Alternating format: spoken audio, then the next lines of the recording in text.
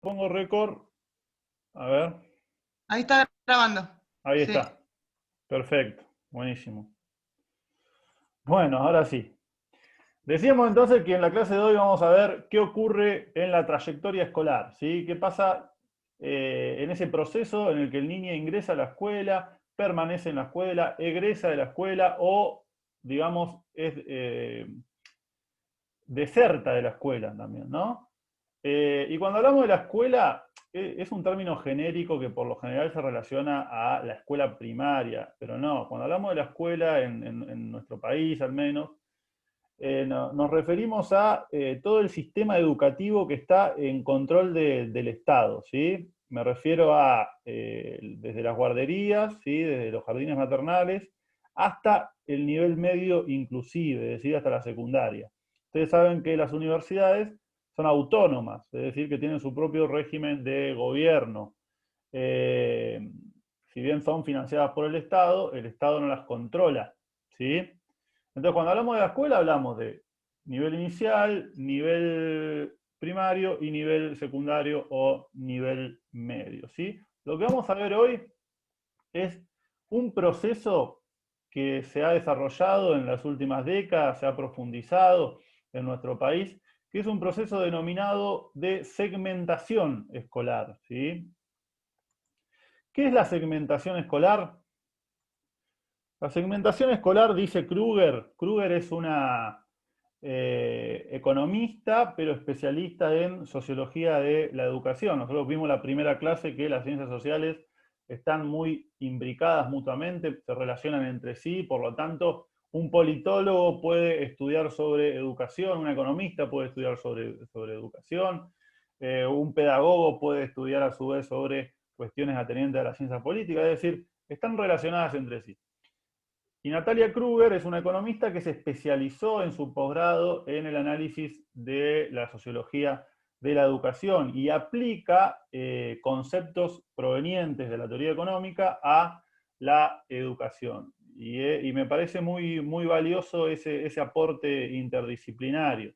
Y también me parece valioso integrar a una mujer en nuestro programa, porque por si no se habían dado cuenta, hasta ahora habíamos visto todos textos de varones, ¿sí? Y nosotros no podemos hablar de igualdad de género, de equidad de género, en una materia en la que vemos a todos varones, ¿no?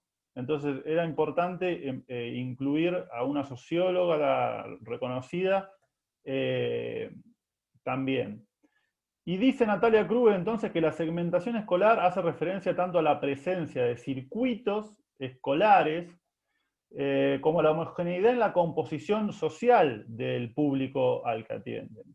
Y ahí está graficado en estas dos fotos que les muestro. Hagamos de cuenta que el Profe, sistema educativo argentino son estos dos caminos, ¿sí?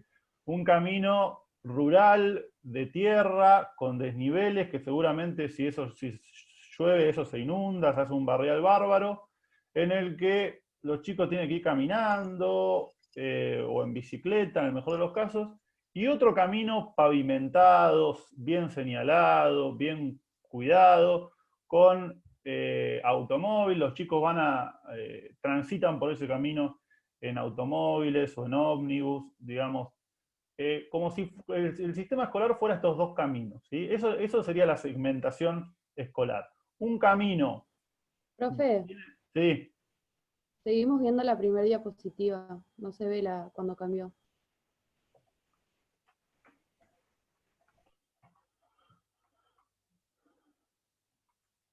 qué raro.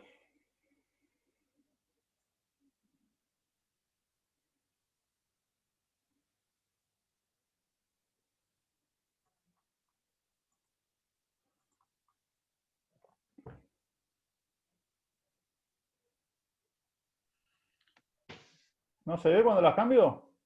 No, no se ve. Dice ahí, fíjate que dice carga bloqueada, Brian. Por ahí cerralo y volverlo a abrir.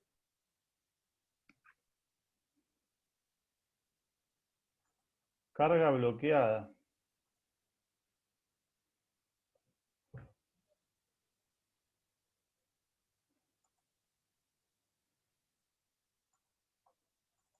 A ver. ¿Ahí? ¿No? Ahí sí. Ahí sí se cambió. Ahí, profe. Bueno, perfecto. Bueno, decíamos, para entender la segmentación escolar, que Kruger la define de esta manera, diciendo que hay circuitos escolares que son de distinto nivel, y ese nivel a su vez se corresponde con la composición socioeconómica del público al que atienden.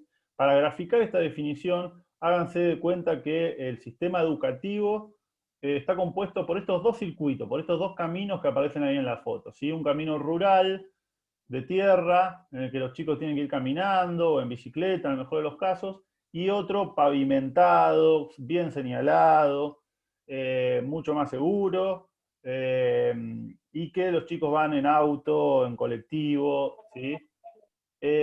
Lo que va a plantear la hipótesis del trabajo de Kruger es que el sistema educativo es semejante a estos dos caminos diferenciados, ¿sí? ¿Y qué pasa entonces con la correspondencia entre movilidad educativa ascendente y movilidad social ascendente? ¿Ven esta nueva diapositiva? ¿La ven? Sí. El hombre Sí, sí. está, ahí se ven las piernas de un hombre seguramente que está como escalando posiciones en un sombrero, digamos, que indicaría el nivel académico. ¿Qué quiere decir esto? Bueno, que históricamente se ha relacionado a la movilidad educativa, es decir, a los distintos grados que una persona va alcanzando, con su correspondiente movilidad social. Es decir, que mientras yo alcance mayores títulos, más posibilidades de ascenso social, económico, voy a tener, ¿sí? Y esto es muy fuerte sobre todo en nuestro país, porque en nuestro país, desde Sarmiento en adelante, la educación pública ha generado mecanismos fuertes de movilidad social, sobre todo de los inmigrantes, ¿sí? Que venían muchos de ellos analfabetos y que sus hijos venían a trabajar la tierra y sus hijos ingresaron al sistema educativo público y pudieron mejorar la posición social de sus padres. Bueno, lo que va a plantear Kruger es que esta correspondencia entre movilidad educativa ascendente y movilidad social ascendente ya hace tiempo que no se da más en nuestro país, ¿sí? Lo que dice es que en las últimas décadas no se verifica una relación estricta entre niveles educativos alcanzados y mejora significativa de la posición social. Vamos a ver por qué. Bueno, la principal respuesta es que se produjo una fuerte devaluación de credenciales escolares. Atención con esto porque es un concepto bien técnico, tomado de la economía, y que por ahí lleve su tiempo comprender. ¿Qué implica la devaluación de las credenciales escolares? Primero, ¿qué son las credenciales escolares? Bueno, los títulos, ¿sí? El título que uno obtiene al egresar del nivel medio, del nivel universitario, del nivel primario, obtiene un título. Ese título tiene un valor, ¿sí? Obviamente es un valor simbólico que representa todos esos años que uno se estuvo preparando, estuvo aprendiendo, pero sobre todo representa un valor frente al mercado laboral. ¿Se entiende? Y lo que dice Kruger es que ese valor se fue perdiendo a lo largo de las décadas, ¿sí? Así como el valor de nuestra moneda, del peso, se fue perdiendo, se fue devaluando, en relación sobre todo con el dólar, ¿no? Lo que estamos viendo, el proceso que estamos viendo de devaluación de nuestra moneda, es decir, que se aleja cada vez más de lo que vale el dólar. Los certificados escolares se fueron alejando cada vez más del mercado de trabajo, ¿sí? Es decir, en los últimos 40 años hubo un proceso de aumento continuo de la matrícula escolar que hizo que lleguen a tener un título secundario sectores que en épocas anteriores se veían imposibilitados. Hasta acá bárbaro, es decir, ¿qué quiere decir esto? Que en los últimos 40 años ingresaron al nivel medio y egresaron del secundario sectores que antes ni ingresaban ni egresaban, ¿sí? Es decir, que aumentó enormemente la matrícula escolar de nivel medio, ¿sí? Fíjense el dato de abajo, en 1980 solamente el 42% de los jóvenes tenía el título secundario terminado, Solamente el 42% de los jóvenes entre 20 y 22 años. 40 años después, en 2019, esa tasa ya es del 90%, es decir, se duplicó y más, ¿sí? Es decir, que hoy en día muchos más jóvenes tienen el título secundario que lo que ocurría hace 40 años. Hasta ahí bárbaro, ¿no? Esto podríamos decir que es un logro educativo. Pero el problema es que para que ese certificado de título secundario valga lo mismo de lo que valía hace 40 años, se tuvieron que también haber duplicado los puestos de trabajo. ¿Sí? Es decir, el mercado laboral debería haber acompañado este crecimiento. Pero en lugar de eso, el mercado laboral en este tiempo ocurrió todo lo contrario, se fue precarizando, se fue estrechando, lo que hizo que esos títulos vayan perdiendo valor a la hora de buscar un empleo que mejore la posición social de cada uno. Para poner un ejemplo tomado de economía, hace 40 años había muy pocos billetes de 100 pesos, muchos menos que los que hay ahora. ¿Sí? La gente que llegaba a tener un billete de 100 pesos hace 40 años era una gente, digamos, que tenía mucho poder adquisitivo probablemente. Hoy en día hay muchísimos billetes de 100 pesos, digamos, mucha gente tiene billetes de 100 pesos probablemente, más allá de las capas sociales, pero obviamente ese billete no vale lo mismo de lo que valía hace 40 años. ¿Se entiende? ¿Por qué? Porque se devaluó. Lo mismo ocurrió con las credenciales escolares, lo mismo ocurrió con el título secundario. Ustedes hagan la experiencia de preguntarle a sus padres, a sus abuelos, y vean cómo generacionalmente esto fue cambiando. Es decir, cómo antes se recibían mucho menos de la educación secundaria que ahora, pero tener un título secundario antes valía mucho más de lo que vale ahora en cuanto a la posibilidad de mejorar la posición social por medio de ese título. ¿Se entiende? ¿Se entiende este concepto? Porque es muy importante. De evaluación de credenciales escolares.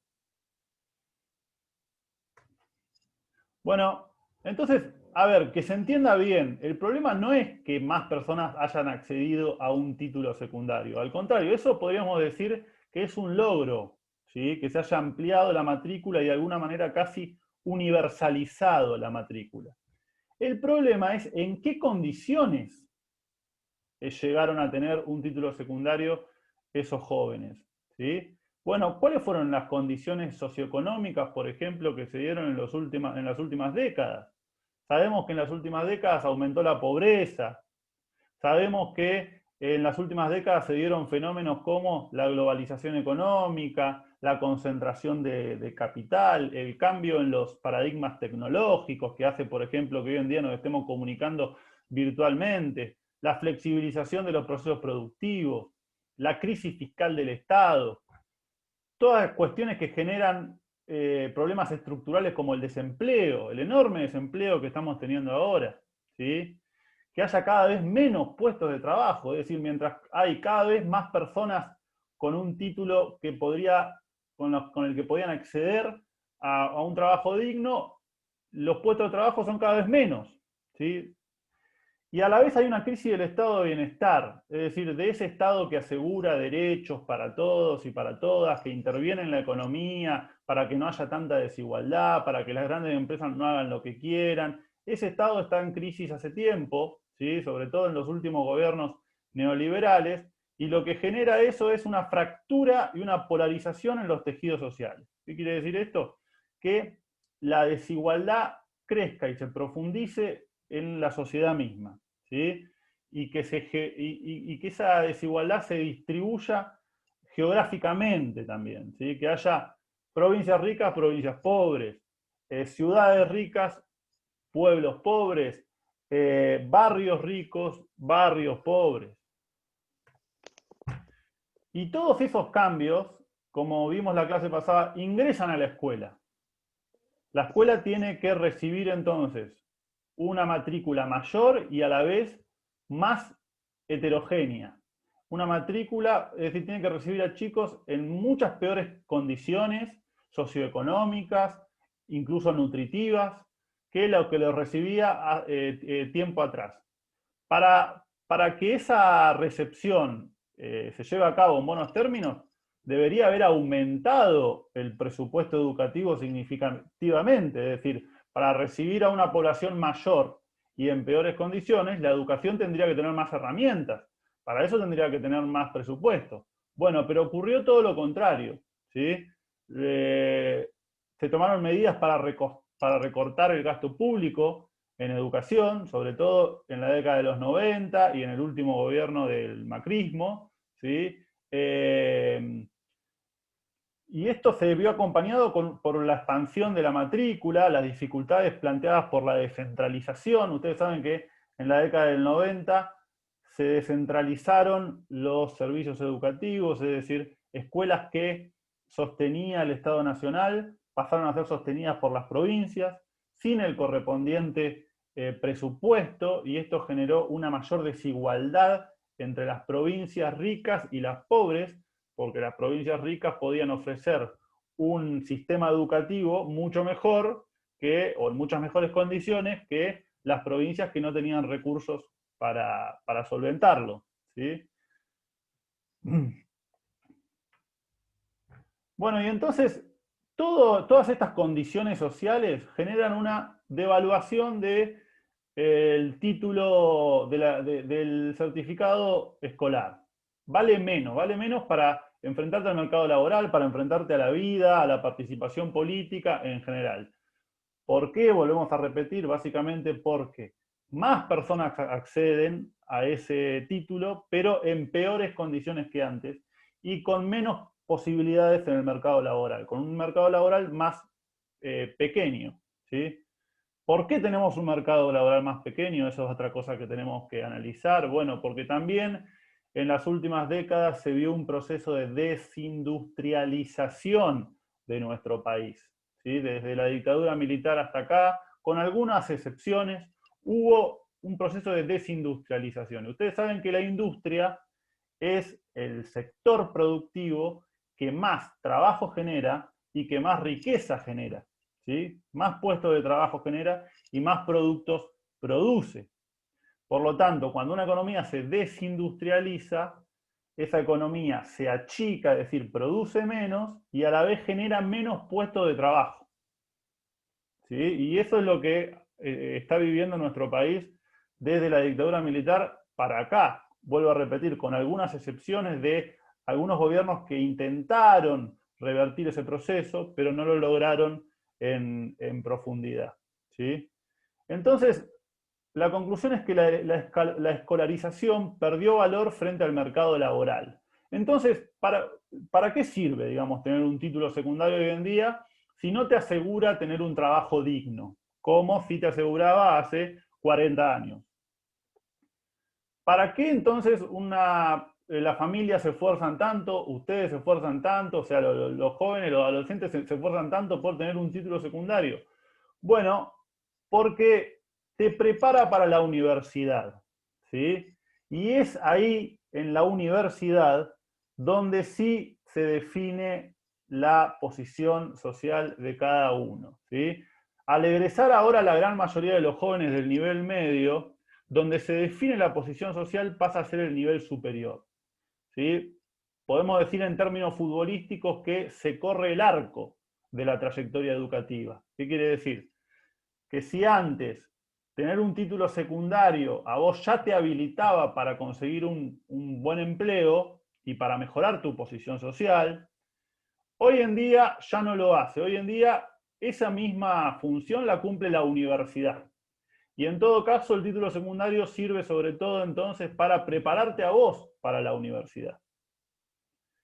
El problema es que al haber circuitos diferenciados, como dice Kruger, no todos los jóvenes egresan en las mismas condiciones y por lo tanto están en las mismas condiciones de enfrentarse al nivel universitario, ¿sí? Porque al haber circuitos diferenciados de escolarización, esto provoca que algunos salgan en mejores condiciones que otros para acceder, permanecer y egresar del nivel superior, ¿sí? De un instituto de formación docente, de una universidad, etc. Por lo tanto, se ha dado un pasaje al interior de la escuela, esto es muy importante, de un proceso de selección y exclusión social que antes se daba afuera. ¿Qué quiere decir esto? No es que antes no había exclusión social. No tenemos que pensar que antes era el paraíso que perdimos, ¿sí? Antes también había exclusión social. ¿Por qué? Porque muy pocos llegaban a la escuela, sobre todo al nivel medio. Muy pocos estudiantes, muy pocos jóvenes podían tener la posibilidad de acceder al nivel medio hace 40 años. Pero una vez que accedían al nivel medio, hacían la diferencia en términos sociales, ¿sí? Podían mejorar significativamente su posición social. Hoy en día, ¿qué ocurre? Acceden todos, o la enorme mayoría, ¿sí? Pero no se hace la diferencia. ¿Por qué? Porque ese proceso de exclusión social que antes se generaba fuera de la escuela, ahora se genera adentro de la escuela, ¿sí? ¿Por qué? Porque no se está proporcionando un programa educativo similar a todos las alumnos, ¿sí? ¿Hasta ahora se va entendiendo? ¿Alguna opinión, alguna pregunta?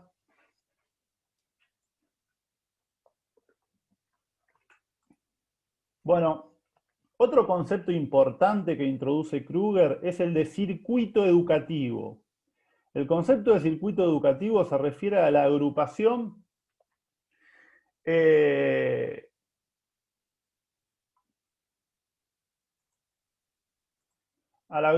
las instituciones de acuerdo con la similitud de sus características, el nivel socioeconómico y el capital sociocultural de sus alumnos, el perfil de los docentes, la infraestructura, los modelos pedagógicos, la organización, etc. Cada tipo de institución atiende a una población estudiantil específica, configurándose así mecanismos de retroalimentación que determinan círculos viciosos y círculos virtuosos en términos de la calidad de los procesos educativos. ¿Qué quiere decir esto de círculo vicioso y círculo virtuoso? Bueno, obviamente un círculo vicioso es un círculo que empeora cada vez más, ¿no? Y un círculo virtuoso es un círculo que su retroalimentación genera efectos cada vez más positivos, ¿sí? Bueno, en cuanto al círculo vicioso, quienes se ven más desfavorecidos en el plano socioeconómico, las clases más bajas, se insertan en los segmentos de menor calidad educativa, lo cual implica mayores problemas de permanencia y rendimientos y menor calidad de los aprendizajes y certificados adquiridos, ¿sí? Es decir, los segmentos de la población más vulnerable se inserta en los circuitos de menor calidad y a su vez, al obtener una menor calidad, obtienen una menor preparación y por lo tanto están en peores condiciones de enfrentar los desafíos de la universidad y por lo tanto de mejorar sus condiciones sociales. Entonces es un círculo vicioso. Y por otro lado, en los circuitos de clases sociales altas se genera un círculo a la inversa, un círculo virtuoso, es decir, las clases altas ingresan a los circuitos de mayor calidad educativa, obtienen mejores condiciones para enfrentarse a los desafíos universitarios, obtienen mejores títulos y por lo tanto obtienen una posición social incluso mejor que la que ya tenían sus familias. Y a la vez, los resultados deficientes repercuten en los recursos y los segmentos estudiantiles que logran atraer estas escuelas, reafirmando a su vez la baja calidad de sus servicios. ¿Qué quiere decir esto? Que muchas veces los recursos del Estado y en general el dinero, digamos, no se reparte equitativamente, ¿sí? Se reparte según criterios muchas veces de calidad, entre comillas. ¿A qué se refiere con calidad? A rendimiento académico, cuántos estudiantes aprobaron, cuántos no repitieron, qué promedio tienen esos estudiantes, etc. Y a esas escuelas, por su excelencia académica, muchas veces se le otorgan más recursos que a las escuelas que no tendrían esa excelencia académica. Y eso lo que genera es una profundización de la segmentación escolar. Vuelvo a repetirles, si tienen alguna pregunta, algo que no entiendan o alguna opinión, por favor, intervengan, ¿sí? De la manera que sea. Bueno, la diferencia más notoria se da entre circuito público y circuito privado, ¿sí? Es decir, entre las escuelas privadas y las escuelas públicas. Desde fines de los 50 se observa un proceso de privatización de la educación en nuestro país, ¿sí? Un proceso continuo en el que la escuela pública va perdiendo valor frente a la escuela privada, y esto genera un continuo desplazamiento de la matrícula desde la escuela pública a la escuela privada, ¿sí? Estas dos redes de escuelas presentan marcadas diferencias provenientes de su configuración histórica, relacionadas con el carácter laico, gratuito y supuestamente homogeneizador de la escuela pública, versus el cobro de los servicios y la diversidad de ofertas educativas de la escuela privada. Y a su vez existen evidencia no solo del mayor nivel socioeconómico promedio de la población que asiste a las escuelas privadas, sino también de la mayor calidad de sus servicios, expresada en su mejor dotación de capital físico, humano y social. ¿Qué es lo que está planteando Kruger? Que las escuelas privadas obviamente reciben a una composición social de altos recursos, porque cobran cuotas generalmente, y esa cuota sirve como filtro, ¿sí? Y al mismo tiempo están en condiciones de ofrecer una mayor calidad educativa, ¿sí? Al menos medida en términos de rendimientos.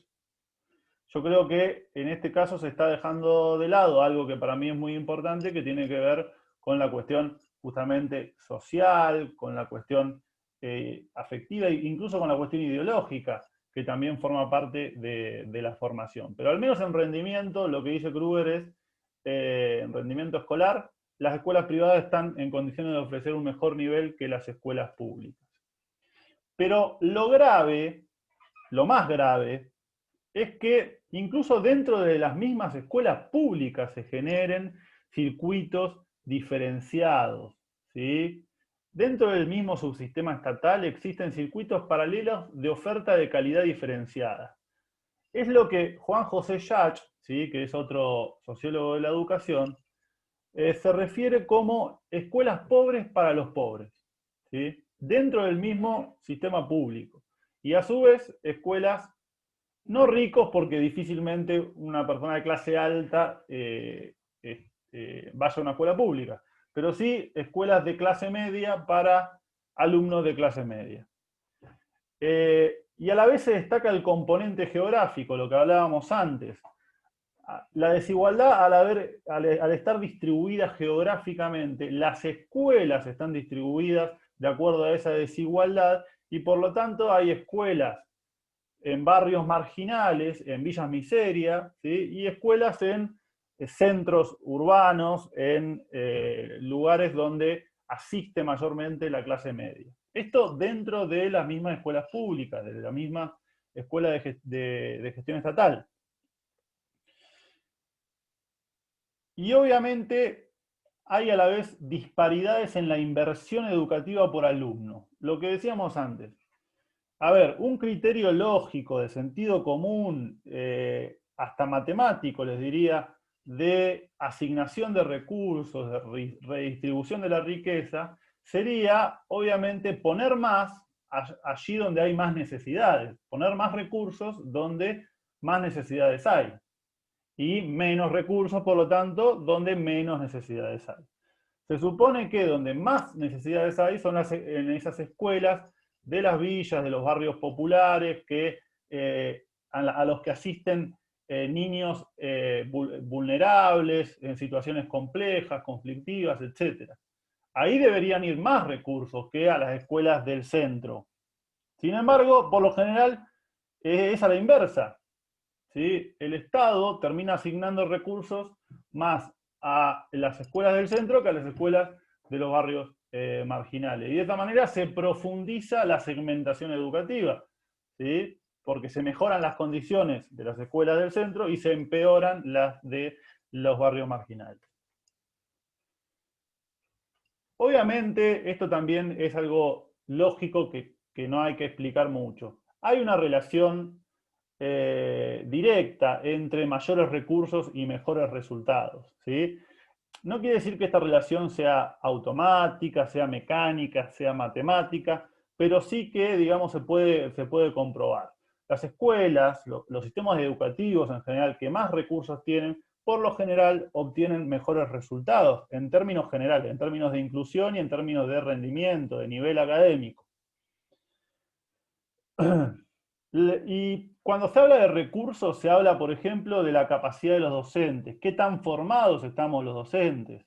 Del tamaño del curso. No es lo mismo que un docente esté frente a 15 estudiantes que esté frente a 150, como muchas veces pasa en nuestro instituto incluso.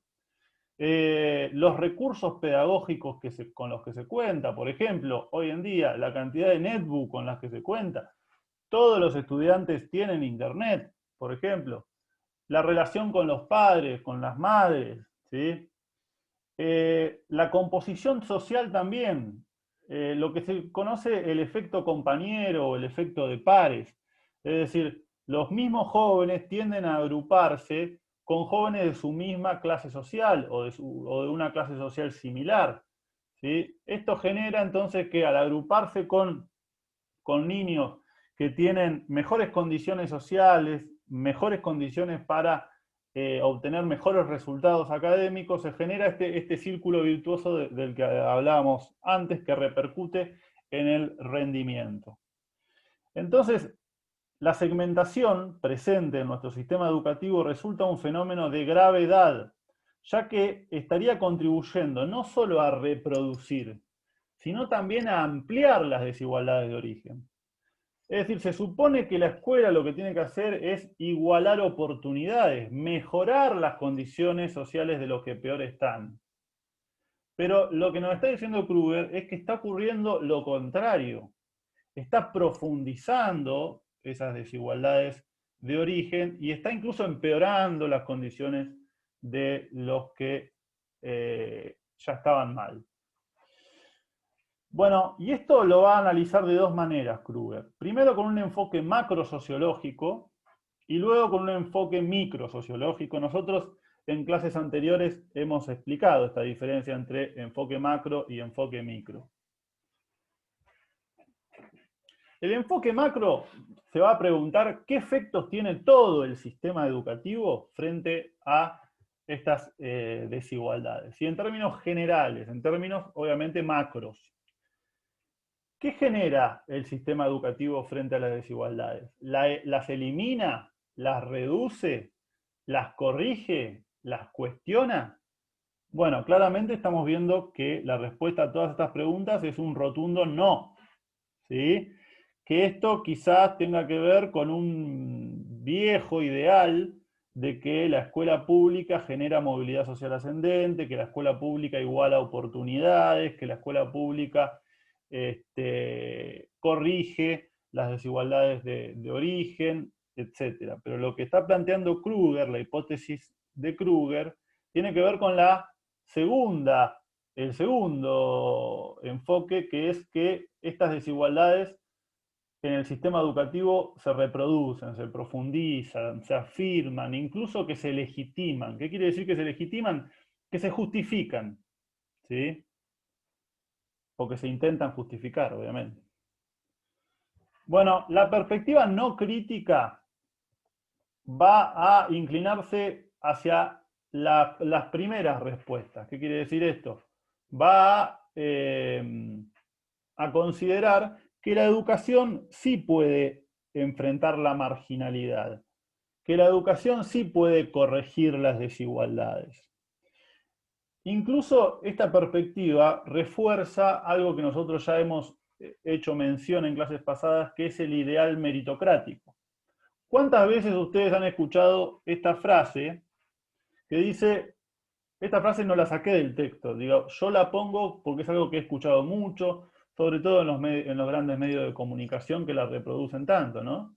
Esta idea de que en Argentina la educación es gratuita y por lo tanto no importa tu condición social, porque si te esforzás y estudiás, podés tener una posición social mejor de la que venías, de la que tenían tus padres, e incluso mejor de la de otro chico que pertenecía a una clase social alta, pero que no se quiso esforzar en el sistema educativo y por lo tanto, bueno, esta idea de que la educación pública y gratuita puede, digamos, funcionar como un ascensor para las clases sociales bajas, y que basta con el esfuerzo individual que uno le ponga con su esfuerzo académico para mejorar su condición social.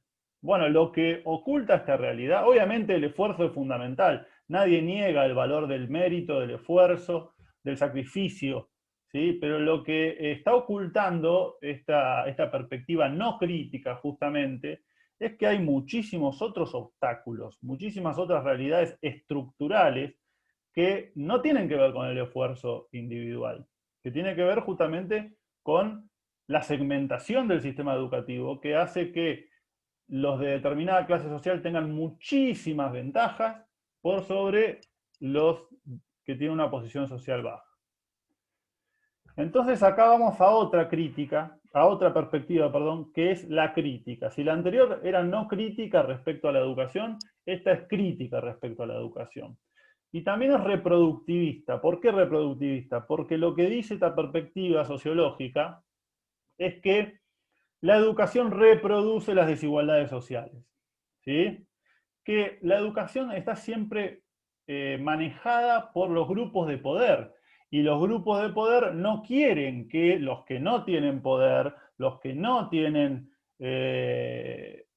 recursos, empiecen a tenerlos, ¿sí? Y por lo tanto, obviamente, ellos van a manejar una educación que reproduzca esas desigualdades y no que las revierta, ¿sí? Esta corriente en general reconoce que la educación cumple dos funciones esenciales. Uno, atender al proceso de socialización y formación para el mercado laboral.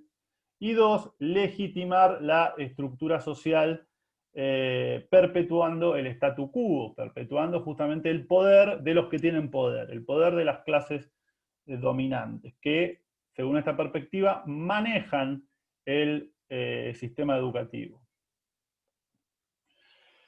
Esta corriente, la marginalidad de muchos jóvenes se encuentra asociada a factores estructurales que determinan chances diferenciales de integración, ¿sí? De integración social. La retórica de la igualdad de oportunidades no hace más que ocultar que las distintas modalidades de acceso y los logros académicos no son producto de las preferencias y esfuerzos individuales, sino que representan una traducción en el campo educativo de las posiciones desiguales de origen. A ver, para ponerlo en términos concretos, para que se entienda bien, lo que plantea esta perspectiva es que la educación está manejada por el Estado, que a su vez está manejado por las clases dominantes, ¿sí? La educación pública, estamos diciendo, porque la educación privada directamente está manejado por los empresarios, o sea, de manera mucho más directa por las clases dominantes. Y a ellas no les conviene que las clases bajas estén en mejores condiciones o en las mismas condiciones que ellos, ¿sí? ¿Por qué? Porque a ellos les conviene que siga habiendo mano de obra barata, que sigan pagando salarios miserables. A ellos les conviene que la población no mejore en su formación, en su despertar de conciencia, porque eso puede poner en peligro su propia posición de poder, ¿sí? Entonces lo que dice esta perspectiva es: no va a haber posibilidad alguna de que la educación genere cambio social que tienda a la igualdad de oportunidades, porque eso no les conviene a los mismos que manejan la educación. Bueno, es una perspectiva bastante pesimista esta, ¿no? Respecto a la educación pública, que se ha puesto bastante en cuestión, digamos, ha sido también bastante criticada. Tanto esta perspectiva como la contraria, que es la anterior, que dice que sí, que la educación puede igualar oportunidades, etc.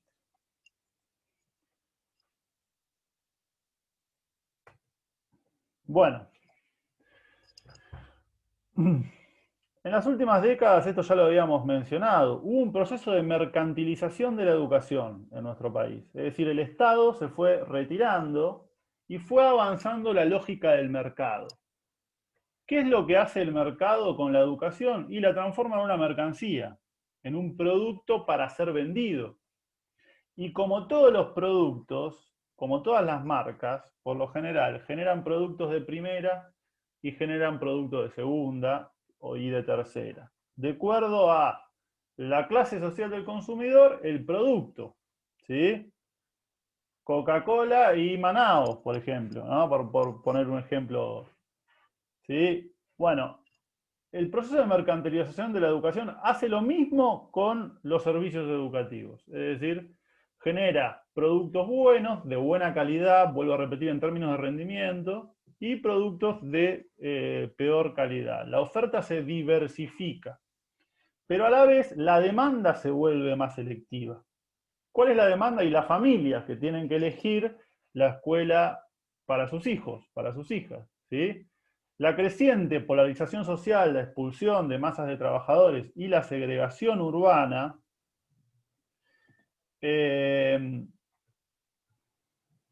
ha generado tendencias al cierre social de ciertas capas medias y altas. Esto lo veíamos en la clase pasada con el efecto de la burbuja, ¿sí? El efecto de los barrios privados.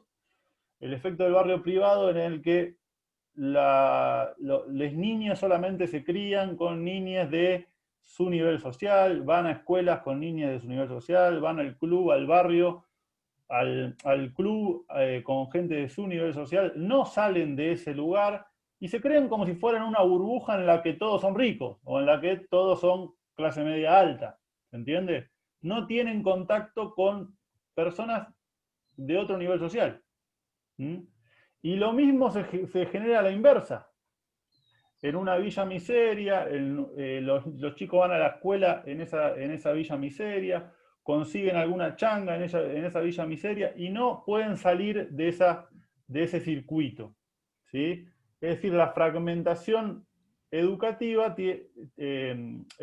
termina profundizando la fragmentación social y geográfica.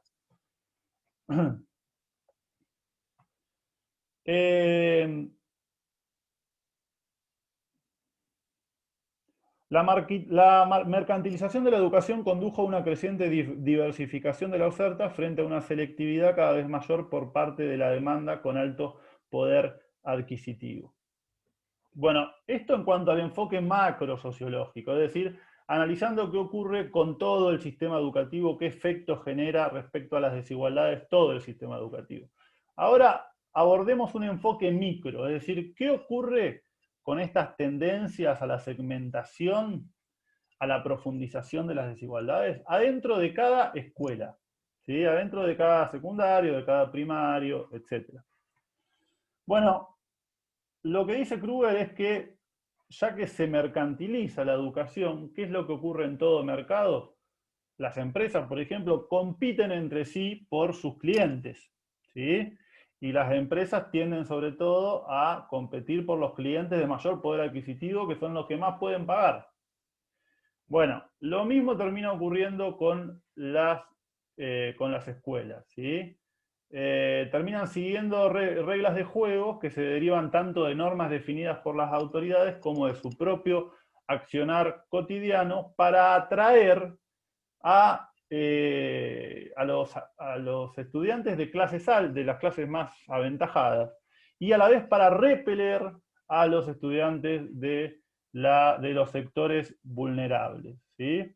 Con el tiempo se han ido creando dispositivos, es decir, cada institución ha ido creando dispositivos para normalizar estas prácticas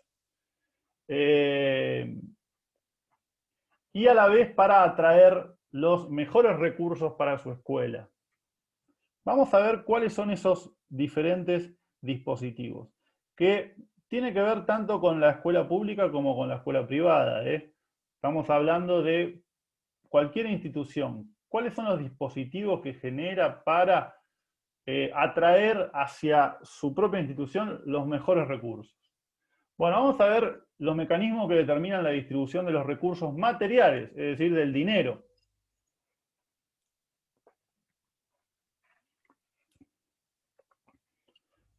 además de acentuar la diferenciación entre escuelas públicas y privadas, la falta de recursos hace que las escuelas estatales compitan entre sí para recaudar fondos, tanto de parte de los circuitos gubernamentales como del sector privado.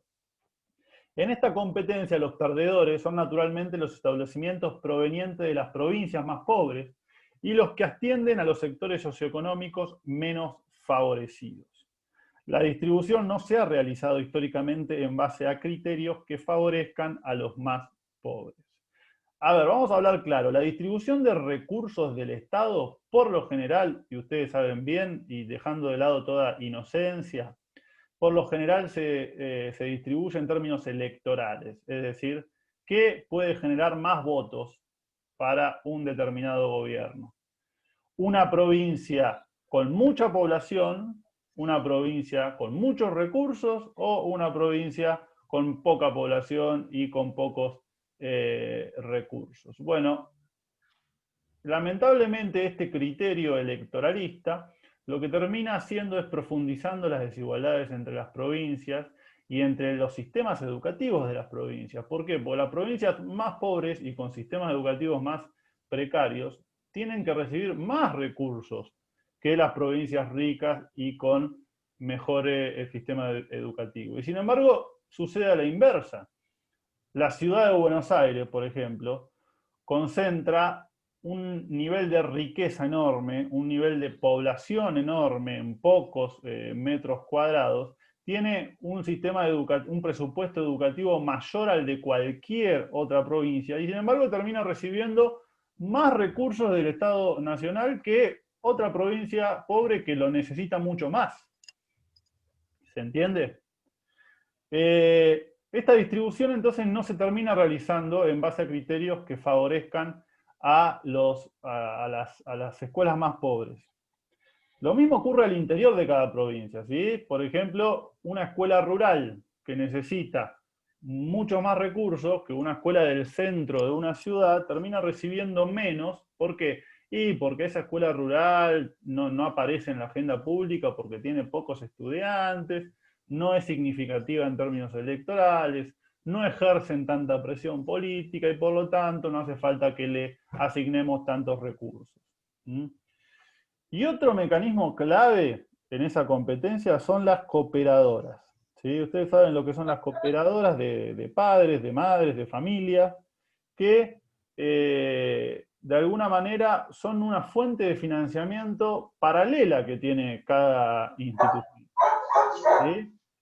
Y esto contribuye a la segmentación. ¿Por qué? Porque las escuelas del centro, a ver ese perro si se calla o silencia en el... Si pueden silenciar el micrófono.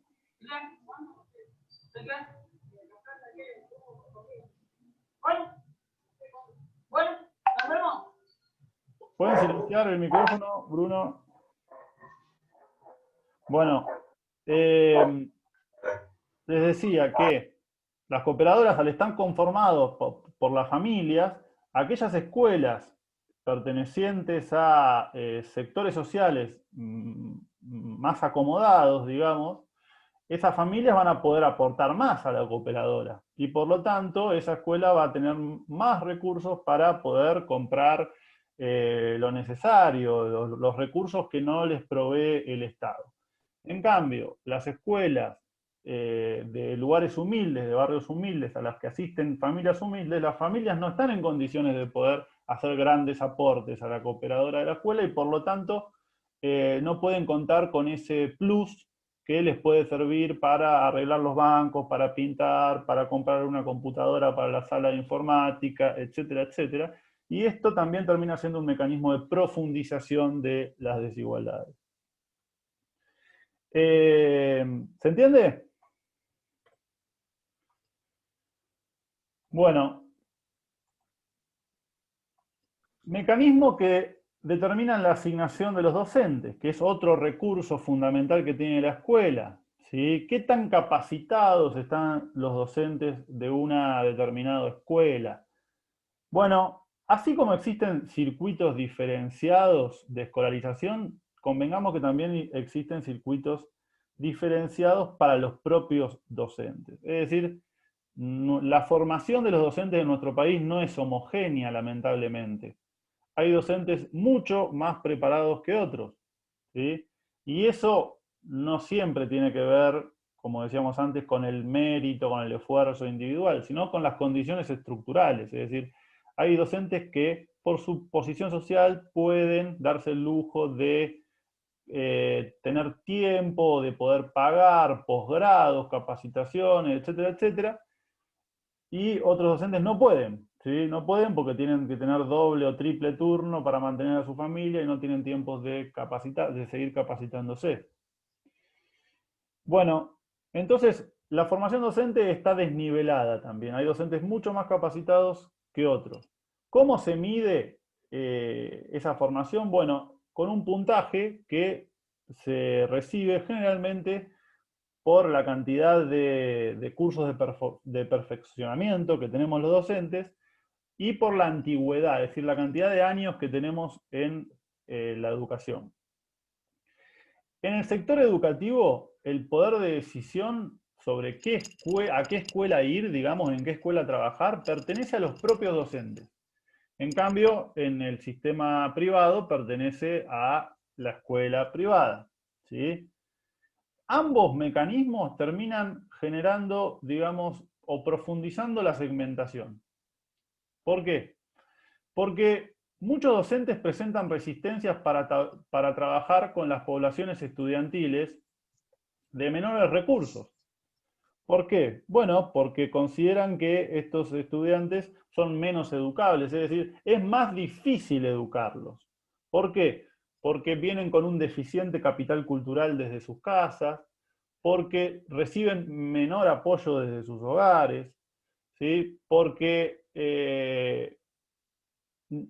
la falta de atención a muchas de sus necesidades básicas determinan una menor predisposición o mayores dificultades para el aprendizaje. Es decir, un chico en situación de vulnerabilidad, en situación de conflictividad en su casa, de desempleo de sus padres, de quizás hasta incluso de malnutrición, etc., obviamente no está en las mismas condiciones que para educarse que alguien que tiene todas esas necesidades satisfechas. Entonces, ¿qué pasa? En esas escuelas donde se concentra una matrícula de chicos con esta realidad, es muy difícil dar clase, ¿sí? Y esto ya lo digo con conocimiento de causa, con conocimiento de haber dado clases durante muchos años en escuelas que atienden a una población de sectores vulnerables, ¿sí?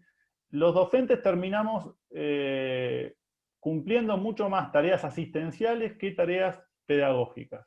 Y tareas asistenciales muchas veces a las cuales no estamos preparados, ¿sí?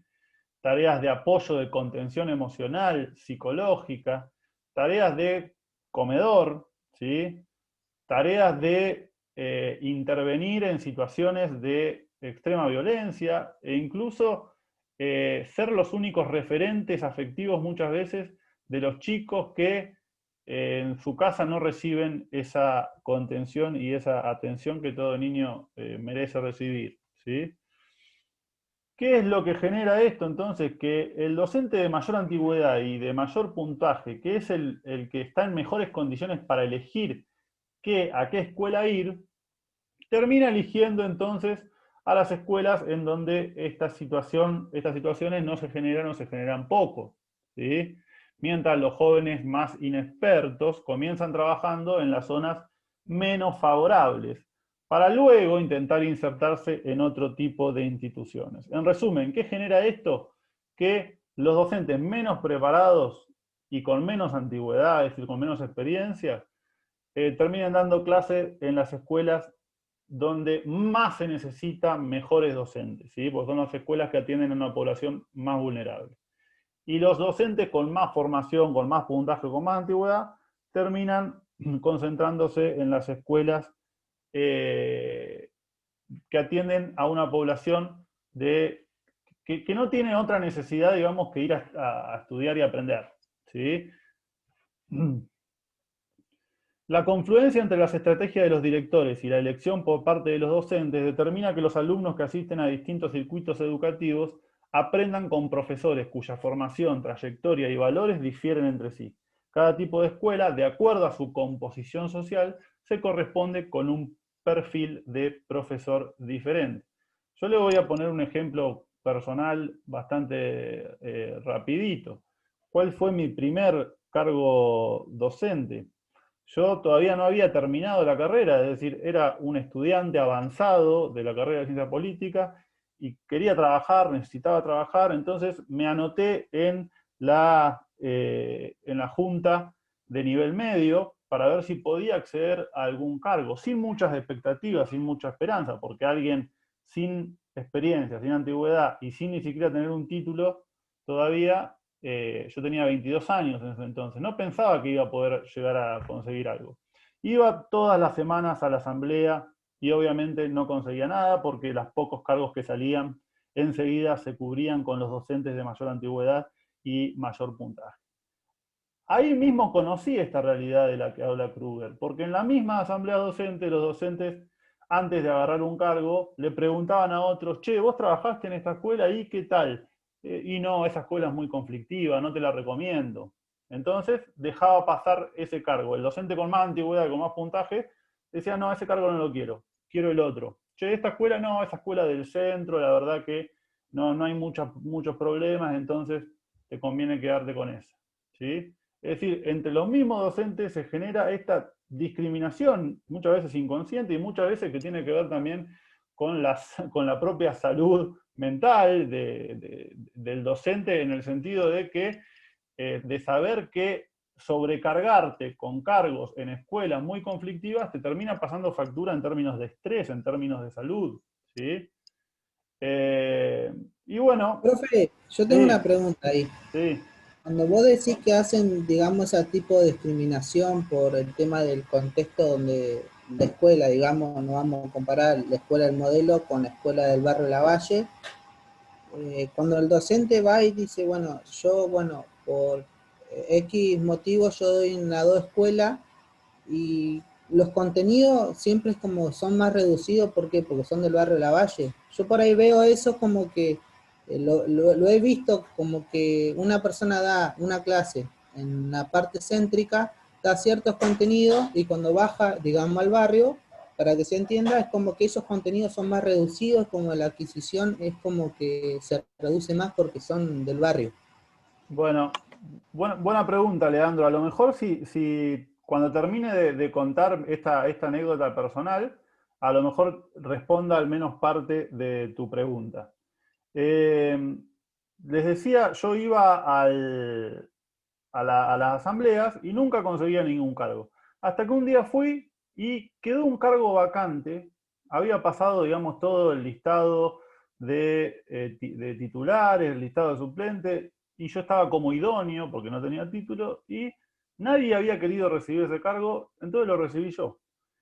Bueno, el tema es por qué nadie había querido recibir ese cargo. Bueno, era un cargo en un primer año, en un curso extremadamente conflictivo que atendía a una población de chicos en situación de riesgo, de extrema vulnerabilidad, y su titular había tomado licencia, el suplente había renunciado, el suplente del suplente había renunciado, el suplente del suplente, nadie quería agarrar ese cargo y entonces fue el único que pude agarrar yo, un chico de 22 años en ese entonces, sin título, sin formación docente ni experiencia docente alguna, que termina enfrentándose a un curso de primer año con chicos de hasta 17, 18 años, es decir, jóvenes que están en un curso en el que deberían tener 13, 14 años, tenían 17, 18 porque estaban en una situación de sobreedad, ¿sí? De varias repitencias.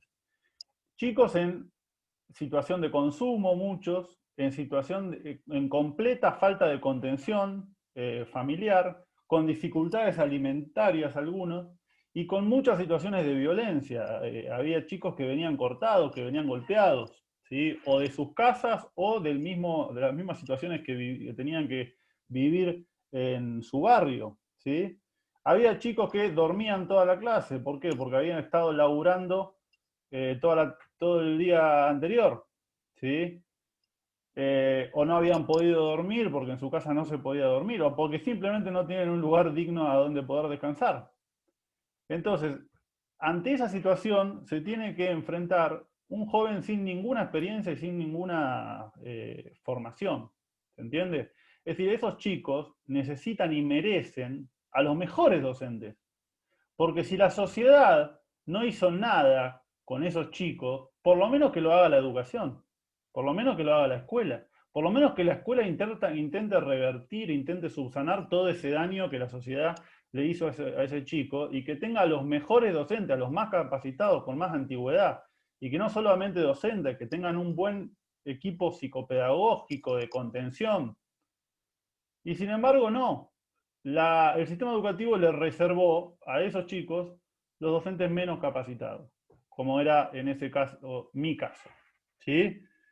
Ustedes se preguntarán, ¿y qué hice yo? ¿Y qué hacía yo ante esa situación? Y tiene que ver con la pregunta que había hecho Leandro. ¿Podía dar clases? No, no podía dar clases. Pero no porque yo no esté capacitado para dar clases, porque los contenidos de esa escuela sean diferentes a la de otra escuela. No, la currícula dice los mismos contenidos para todos los niveles, para todos los, no importa sea público o privado. El tema es si uno puede verdaderamente dar esos contenidos, ¿sí? En esas situaciones uno no puede dar esos contenidos, porque los chicos no están en condiciones de recibirlos. Entonces, la tarea docente, ¿a qué se termina reduciendo? A lo que hablábamos antes, a cuestiones de contención. Yo trataba de escuchar a los chicos porque quizás era el único que los escuchaba, era el único que les prestaba un oído, ¿sí? De preocuparme por ellos, porque era la única persona, el único adulto que se preocupaba por ellos, ¿sí? De que me cuenten su situación, de ver cómo podía yo ayudarlos, no sé, al menos en cuanto a el afecto que les podía ofrecer.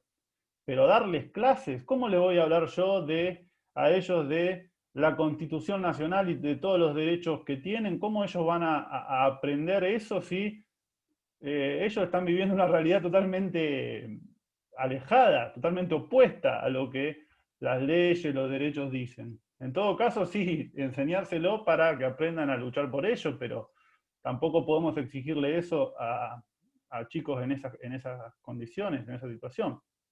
No sé si respondí tu pregunta, Leandro. Es decir, no tiene que ver con el nivel que se fija o que fija el currículum, el plan de estudios de cada escuela, sino las condiciones estructurales que permiten abordar esos contenidos o no.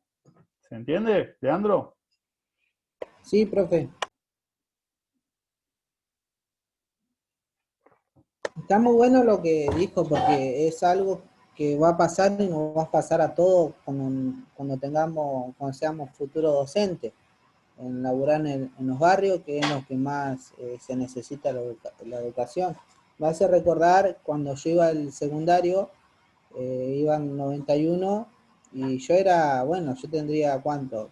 14, 15 años, y los pibes, habían pibes mucho más grandes que yo, y estaban, bueno, en primer año, y las profes no podían dar clase porque los pibes se prendían un porro adentro de la clase.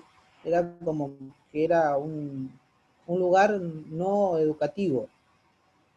Y bueno, me hizo recordar todo eso. Y me acuerdo cuando los profes me hablaban y me decían en ese tiempo que no podían ayudar a todos, pero lo que podían rescatar lo ayudaban.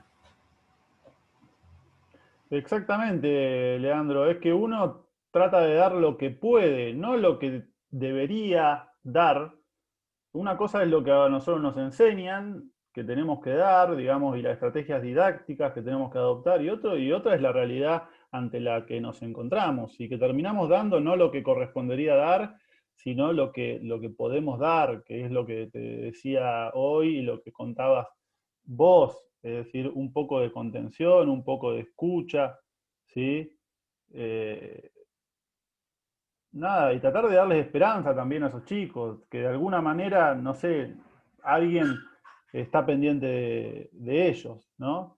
Y sí, como decís, lamentablemente, probablemente ustedes se enfrenten a estas situaciones y es importante que las conozcan de antemano, digamos, ¿no? Y que de alguna manera esta trayectoria en su formación docente los vaya de alguna manera preparando o al menos anticipando ante esas realidades.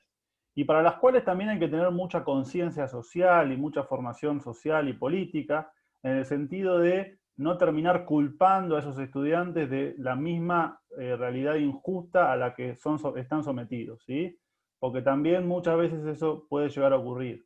Es decir, los mismos docentes terminan generando estigmatización en esos estudiantes y lo hacen responsables o culpables de la situación de marginalidad a la que viven, en la que viven, ¿sí?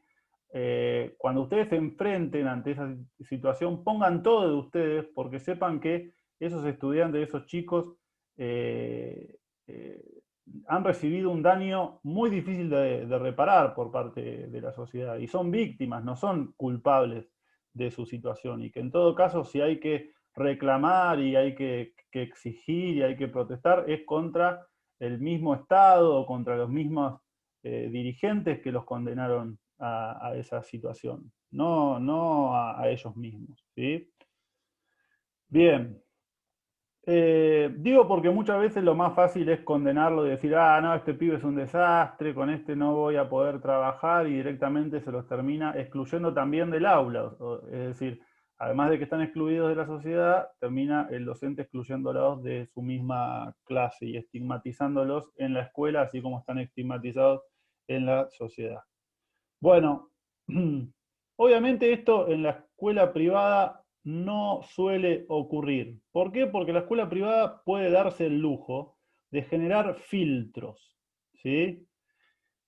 ¿Cuál es el principal filtro que establece la escuela privada? Y el monto de la cuota. Mientras más alto es el monto de la cuota que cobra una escuela privada, más se asegura que la gente, que los chicos que reciba estén en mejor posición social.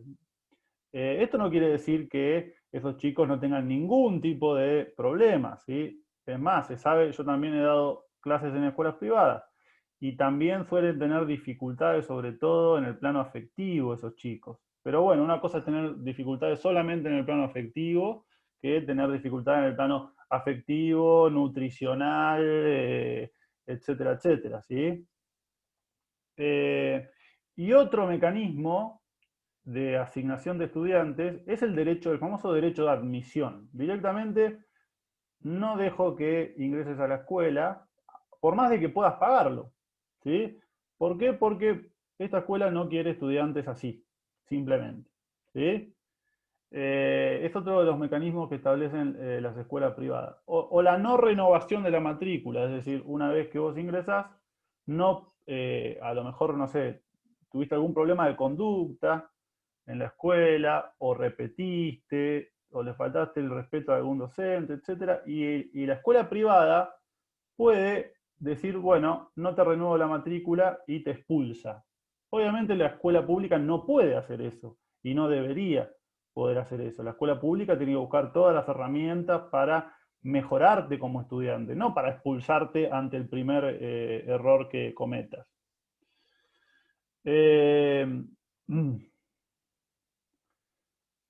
Bueno, un mecanismo de asignación de estudiantes suele ser el área de residencia, del cual ya hemos hablado, es decir, ¿a qué escuela vas? Y a la que tengo más cerca, ¿sí?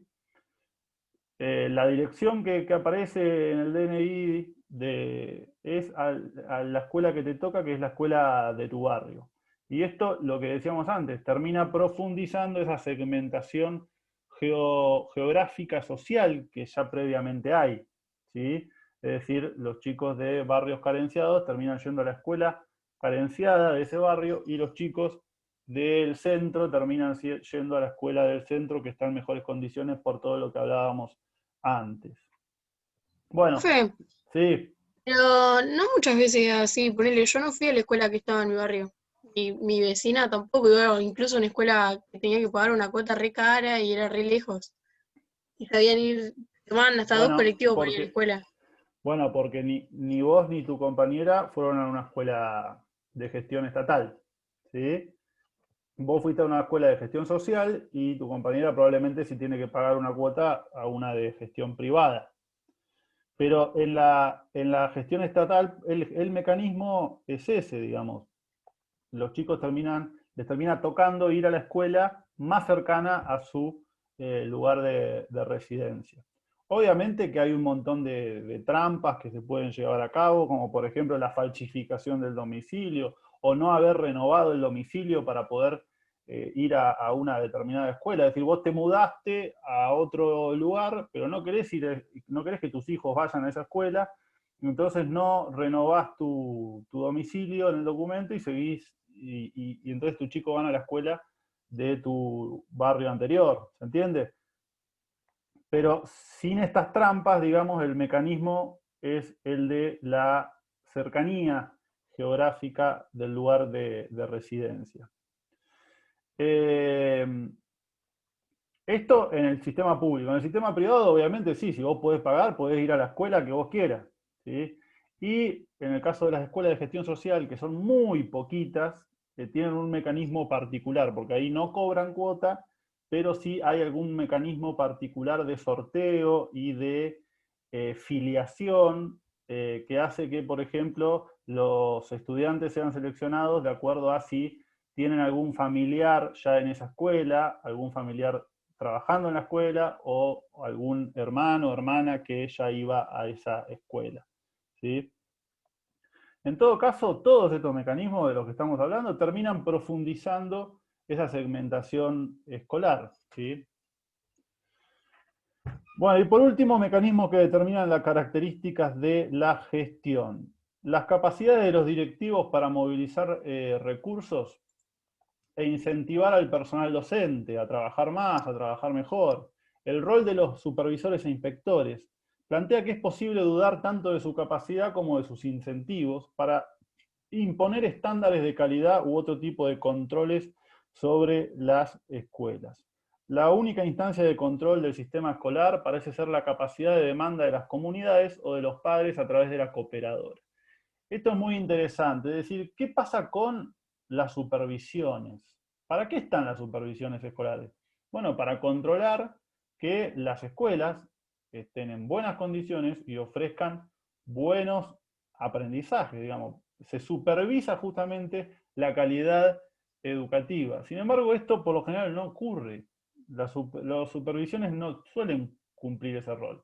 Terminan atajando penales, digamos, para decirlo de vuelta en términos futbolísticos. Es decir, terminan tratando de atajar los líos que se generan, los conflictos que se generan entre docentes, entre padres, etc. Pero no atacan el problema de fondo, que es justamente que haya una cierta homogeneidad en la calidad, en el nivel que las diferentes escuelas públicas tengan, ¿no? Bueno, hoy leía una noticia, por ejemplo, que una directora de una escuela había compartido en sus redes sociales un meme, una foto de Videla reivindicando la dictadura y el terrorismo de Estado, y eso ya te da la pauta de cómo puede ser que una persona que piensa eso esté en un cargo jerárquico como directora de la escuela, esté enfrente de una escuela, digamos, una persona que está por lo que expresa totalmente en contra de la democracia, de los derechos humanos, que reivindica el terrorismo de Estado, de repente es directora de una escuela. ¿Qué pasa con la supervisión? ¿Cómo no se dio cuenta antes de que esta mujer expresa ese tipo de violencia política? ¿Sí? ¿Por qué nos tenemos que enterar por un posteo que ella hace en las redes sociales? Bueno, porque claramente están fallando los mecanismos de supervisión, ¿sí? Y además era una directora de una escuela que atiende a una población vulnerable, ¿sí? Y pensaba así la mujer, digamos, que tiene que volver el terrorismo de Estado y todas esas delitos de lesa humanidad.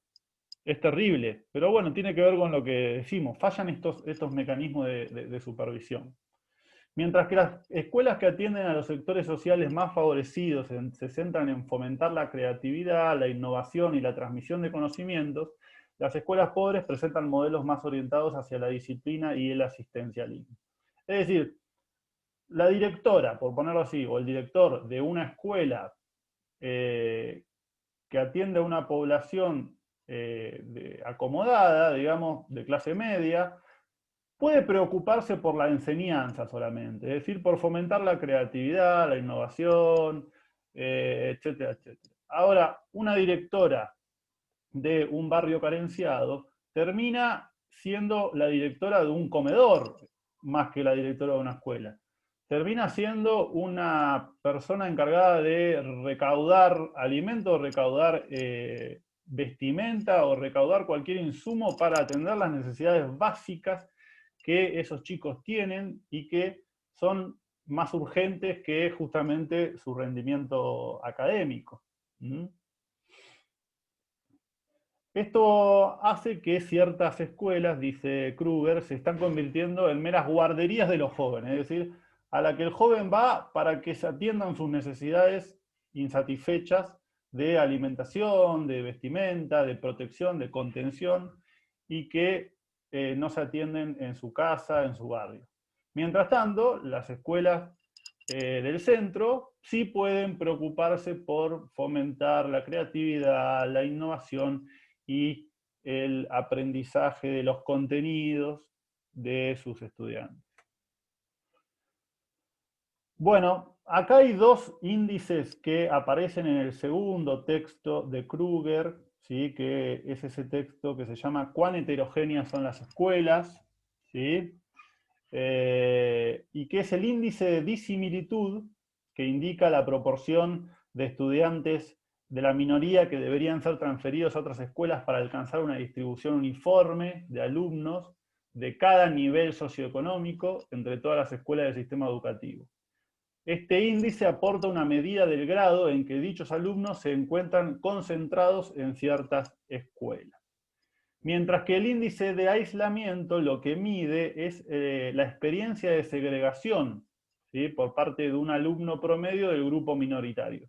Cuando hablamos del grupo minoritario hablamos de, bueno, los ejemplos que veníamos poniendo, es decir, de una escuela o bien de altos recursos que atiende a una población de altos recursos, o de una escuela marginal que atiende a una población vulnerable, ¿sí? Es importante que ustedes conozcan y entiendan estos índices. No me queda mucho tiempo para explicarlos bien, pero en todo caso me los consultan después vía mensaje, porque después van a tener que aplicarlo en su análisis, en su informe. Bueno, ya vamos llegando al final, a la conclusión de esta clase. Cuando se habla de distribución de la riqueza en una sociedad, en un país como el nuestro, por ejemplo, ahora se está discutiendo, o hace tiempo que se está discutiendo y no se termina de avanzar, en el impuesto o el aporte solidario de los multimillonarios. Y cuesta tanto que los multimillonarios pongan un 1% de su patrimonio, es decir, de las cuentas que tienen en los bancos, un 1% para poder ayudar a la situación más vulnerable, ¿sí? Porque con ese dinero que se recauda se puede atender a la actual situación educativa crítica, ni hablar sanitaria, etc. Sin embargo, cuesta tanto que se logre aprobar un impuesto de esa naturaleza, que es por única vez, es decir, por única vez ante la situación excepcional que estamos viviendo, los más ricos del país pongan una migaja de su enorme patrimonio para ayudar al resto de la sociedad. Hay que hablar seriamente de lo que implica la distribución de la riqueza, ¿sí? Porque cuando cada vez que hay una propuesta de esta naturaleza, salen todos los medios de comunicación a hablar de populismo, de que somos Venezuela o vamos camino a hacerlo, etcétera, etcétera. Cuando en realidad todos los países que han logrado niveles significativos de igualdad, de desarrollo humano, que han mejorado su presupuesto educativo, es porque antes han mejorado la distribución de la riqueza. Y distribuir la riqueza no quiere decir otra cosa que sacar de donde hay más para poner donde hay menos. Es sencillo, ¿sí? Sacar de esas personas que tienen millones y millones de dólares durmiendo en una cuenta en un banco para poder aportarle a la persona que no tiene para comer, ¿sí? O que no tiene una computadora o internet para poder conectarse a las clases, ¿sí? Tan sencillo como eso. Entonces, cuando hablamos de distribución de la riqueza, también deberíamos hablar de cómo se distribuye la riqueza de la educación, la riqueza del conocimiento. Si por lo que estuvimos hablando hoy, los ricos se educan en mejores condiciones, probablemente van a terminar siendo más ricos de lo que eran antes. Y al revés, los sectores menos favorecidos terminan también siendo desfavorecidos en la educación que reciben. Entonces es probable que su situación, en vez de mejorar, termine empeorando, ¿sí? Es decir, cuando la integración social es limitada en las escuelas, se reducen las influencias positivas de ciertos alumnos sobre los logros educativos de otros. Se profundiza la desigualdad de recursos y se pierden oportunidades para fomentar la cohesión social y la movilidad social ascendente. Lo que hablábamos antes, ¿cómo vamos a pedir después que un niño rico que se crió entre ricos, en una escuela para ricos, en un baño para ricos, después tenga conciencia social y tenga solidaridad y empatía hacia la persona que la está pasando mal? Si nunca tuvo contacto con una de esas personas, si no sabe lo que sufren esas personas, lo que padecen, ¿sí? Todos los obstáculos que tienen que atravesar. Si la educación no genera ese contacto entre personas de diferentes clases sociales, las clases sociales terminan siendo burbujas, que no tienen ningún contacto entre sí, por lo tanto termina profundizando esa desigualdad. La grieta social, que no es la grieta política partidaria de la que hablan tanto los medios, la grieta social entre los que más tienen y los que menos tienen, se termina ampliando, se termina profundizando. De esta manera, la educación, en lugar de ser un mecanismo para igualar oportunidades, termina siendo un dispositivo para profundizarlas y legitimarlas. Bueno, ¿nos tenemos que conformar con esto? Bueno, yo creo que no, ¿no? Porque encima estamos en una clase de un instituto de formación docente. Sería bastante derrotista pensar que hay que conformarse con esto y decir, bueno, vamos a dedicarle el resto de nuestras vidas a ser docentes en estas condiciones, ¿no? En las condiciones en las cuales el sistema educativo reproduce y profundiza esas desigualdades. Bueno, la verdad que no, la verdad que resulta difícil aceptar que no existan posibilidades para construir una realidad alternativa, ¿sí? De hecho, las críticas más frecuentes que se le hacen al reproductivismo se relacionan con su determinismo, es decir, que no contempla que la educación puede ser otra cosa. Es decir, está bien, coincidimos en todo lo que plantea Kruger en este texto, de que hoy en día la educación profundiza las desigualdades. Pero no tenemos que quedarnos con la idea de que necesariamente tiene que ser así. Tenemos que comprometernos en luchar porque sea diferente. Porque es posible que sea diferente. Mediante el convencimiento de que es posible, mediante la política, avanzar hacia la democratización del sistema, es necesario poner en el centro a los agentes y su interacción cotidiana. Sin perder de vista la estructura en la que se desenvuelven, debe reconstruirse la trama de relaciones, intereses y conflictos que se desarrollan en el seno del sistema educativo. Si al menos se cumpliera la ley, ¿sí? Es decir, para poder enfrentar esta segmentación del sistema educativo, necesitamos más recursos para poder depositar sobre todo en ese circuito de bajos recursos, justamente, ¿no? Y no tenemos esos recursos hoy en día. Pero lo loco es que deberíamos tenerlos por ley, ¿sí? Porque en 2006 se sancionó una ley que establece un mínimo de inversión en educación que es del 6% del PBI y que esa ley nunca se cumplió, como no se cumplen tantas leyes en nuestro país. Justamente las mejores leyes que tenemos y por las cuales somos reconocidas en el derecho internacional, no se cumplen. Por ejemplo, nosotros tenemos un artículo en nuestra Constitución que asegura el derecho a la vivienda para todas las personas.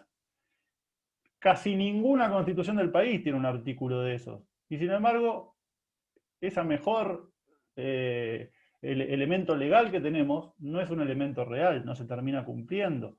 Las personas se ven forzadas a la ilegalidad, a tomar terrenos para construir viviendas precarias, porque no se cumple ese derecho a la vivienda digna, ¿sí? Bueno, tampoco se cumple esta ley que también es muy buena, que es la Ley de Financiamiento Educativo, y que dice que el presupuesto, lo que invierte, mejor dicho, en educación, un país, este país, no puede ser menor al 6% de su PBI. Ese porcentaje solamente se cumplió un año. La ley ya tiene 14 años de vida y solamente se cumplió un solo año. En 2015 se cumplió ese porcentaje, en 2019 la inversión fue del 5%, es decir, para 2019 ya había bajado un punto ese porcentaje, pero además el PBI se había achicado 3 puntos, ¿sí? O sea, tanto en términos relativos como en términos absolutos, el porcentaje de inversión educativa se está achicando, o al menos hasta el año pasado. Vamos a ver los números de este año que nos dicen. Pero bueno, lo que decíamos antes, no basta con aumentar la inversión, sino que hay que distribuirla mejor, ¿sí? Es decir, si nosotros aumentamos la inversión educativa, si llegamos al 6, 7, 8, 10% del PBI, pero todos esos recursos se concentran en las mejores escuelas, en las escuelas de los centros urbanos, en las escuelas que atienden a la población de mejores condiciones sociales, lejos de solucionar el problema, lo estaríamos agravando.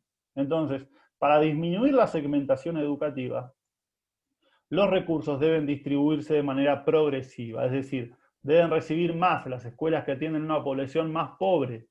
A su vez, se deben implementar incentivos para que los docentes y directivos más capacitados se ubiquen en las escuelas que más dificultades presentan por su composición social. Este es otro mecanismo que puede servirnos, es decir, que no ocurra como me ocurrió a mí, que el primer trabajo de un docente con poca experiencia, con poca formación, sea el de una escuela que más necesidades tiene, ¿sí? Es decir, que se implemente algún mecanismo, algún plus salarial, lo que sea, algún plus en el puntaje, por ejemplo, que haga que el docente más capacitado y más formado elija ir a las escuelas más necesitadas. ¿Se entiende? Para que de esa manera se revierta la segmentación. Y también se debería neutralizar de alguna manera el poder de influencia desigual de las cooperadoras y tener supervisores capacitados que controlen por igual el rendimiento de las diferentes escuelas. Solo de esa manera las familias de mejor posición social aceptarán inscribir a sus hijos en escuelas de composición más heterogénea, ¿sí? Bueno, les prometo que ya voy terminando, son las últimas diapositivas. En este caso tenemos un modelo a seguir. Seguramente lo han escuchado en los medios de comunicación, que se pone siempre como ejemplo a Finlandia, ¿sí? Se dice, no, la educación en Finlandia, si al menos podríamos soñar con tener la educación de Finlandia. Ahora, pocas veces esos mismos medios te muestran qué es lo que hace Finlandia para que su educación esté tan valorada a nivel mundial. Y a la vez, lo que nos muestra Finlandia es que es posible caminar hacia un sistema educativo mejor. Es decir, mejor en términos de calidad y mejor en términos de equidad, ¿sí? Es decir, un sistema educativo que no esté segmentado como el que venimos analizando. Por empezar, Finlandia invierte el 12% de su PBI en educación. Es decir, el doble de lo que nuestra ley señala. Un montón, y además el PBI de Finlandia, en términos de PBI per cápita, es más elevado que el nuestro incluso, o sea que tienen muchísimos recursos para invertir en educación. Por otro lado, la educación paga en Finlandia está prohibida, ¿sí? No quiere decir que esté prohibida la educación privada, pero esa educación privada no puede cobrar cuota. De esa manera no se generan diferencias de clase entre los que pueden pagar y los que no. La formación docente a la vez es elevada, permanente y gratuita. Todos los docentes de Finlandia tienen que tener un posgrado hecho, por ejemplo, ¿sí? Tienen que tener una maestría. Y a la vez, obviamente, los docentes son muy bien pagos y muy valorados por la sociedad, son muy respetados. Esto hace que muchas personas quieran ser docentes, porque saben que van a tener un buen futuro y un futuro reconocido por su sociedad. Al mismo tiempo, hay comedores escolares, pero la diferencia con nuestro sistema es que en el de Finlandia hay comedores escolares en todas las escuelas, y no solamente en las escuelas carenciadas, ¿sí? Esto hace que todos los chicos y las chicas terminen alimentándose en la escuela, recibiendo un almuerzo o un desayuno, de acuerdo, o una merienda, de acuerdo el turno, independientemente de su nivel social. Es decir, el niño rico, digamos, se alimenta en la escuela en la misma mesa probablemente que el niño de bajos recursos. De todas formas, en Finlandia no hay tanta diferencia social a la vez, no, las clases sociales no son tan dispares como en nuestro país. Por otro lado, la familia en Finlandia no elige la escuela, va a la que le queda más cerca, independientemente de pública o privada. Es decir, la escuela que te queda más cerca, a esa vas. Y en el caso de que no te quede tan cerca, que te quede a más de 5 kilómetros, el Estado te asegura el transporte, independientemente, vuelvo a repetir, de tu posición social. A la vez, ningún curso debe superar los 20 estudiantes. Esto es muy importante, lo que hablábamos antes. Va disminuyendo necesariamente la calidad de la educación brindada a medida que van aumentando los cursos, el número del curso, obviamente, porque no es lo mismo que un docente le dé clase a 20 chicos que le dé a 100. Entonces, en Finlandia ningún curso puede superar los 20 estudiantes. Desde los primeros cursos se interviene para apoyar a los alumnos con necesidades especiales, con los que se evita que sus dificultades aumenten con los años y se minimizan los porcentajes del fracaso escolar, ¿sí? Es decir, cuando se detecta tempranamente que un niño, niña, en el jardín maternal, por ejemplo, ya presenta alguna dificultad, ¿sí? Ya se le prepara una trayectoria escolar específica para poder solucionar esas dificultades, y si no son solucionables, digamos, al menos para poder atemperar sus efectos en su aprendizaje. Y esto, por último, quizá lo más importante, el reparto del dinero público se hace de forma equitativa. ¿Qué quiere decir esto? Que si bien hay una base común que reciben todas las escuelas, hay un plus que reciben las escuelas más necesitadas, ¿sí? Que es lo que veíamos que no ocurre acá. Estas escuelas más carenciadas, que más necesitan porque atienden a una población más necesitada, o lo que sea, reciben más dinero, ¿sí? Porque de esa manera se compensa la desigualdad con las otras escuelas. Y lo que nos demuestra Finlandia es que el dilema entre equidad o calidad del sistema educativo es falso, ¿sí? Este dilema, que muchas veces se instala en la opinión pública, la idea de que a mayor equidad, menor calidad, y a la inversa, es decir, a más calidad educativa, menor equidad. Este dilema es falso, y la prueba de ello es lo que acabamos de ver en el caso de Finlandia. Es decir, Finlandia no solamente tiene el mejor sistema educativo en términos de rendimiento, en términos de resultados, sino también en términos de inclusión, en términos de equidad. ¿Por qué? Porque una cosa lleva a la otra. Es decir, mientras vos más chicos, chicas tenés incluidos y en mejores condiciones, mejores van a ser las probabilidades de obtener buenos resultados, ¿sí? Esto es lógico. Y sin embargo, muchas veces se instala la idea contraria, de que mientras más chicos contiene la escuela, menos calidad se les brinda. Bueno, eso en el caso en el que no haya recursos para atender a ese aumento de la matrícula, pero no debería ocurrir. Es decir, el aumento de la matrícula, la inclusión de nuevos estudiantes debería venir acompañado con un aumento del presupuesto de la inversión educativa para que efectivamente la inclusión sea verdaderamente una inclusión y no termine generando estos circuitos diferenciados de calidad. Bueno, El sistema universitario argentino, una luz al final del túnel. Ese título se lo puse yo, este tema lo incluí yo porque en el texto de Kruger no está. Y me pareció importante señalarlo, porque Kruger se concentra en el sistema escolar, es decir, en el nivel inicial, medio, secundario, pero no toca el tema de las universidades. Y esto es muy importante porque en la universidad la situación cambia bastante. Más bien se invierte, les diría yo. Así como en la trayectoria escolar, por lo general, el nivel educativo de rendimiento es mejor en las escuelas privadas que en las escuelas públicas, en la universidad esta relación se invierte. Es decir, las universidades públicas en nuestro país son de mejor calidad que las universidades privadas. Esto en términos generales, en términos estadísticos, obviamente, ¿sí? Y además son gratuitas. Y además, nuestro país es uno de los pocos países que, además de ser gratuita la universidad, hay al menos una universidad nacional en cada distrito, en cada provincia, en cada jurisdicción. Esto hace que se facilite el acceso a los sectores más alejados de los grandes centros urbanos. ¿Qué pasaba antes? Había pocas universidades y concentradas en el centro del país.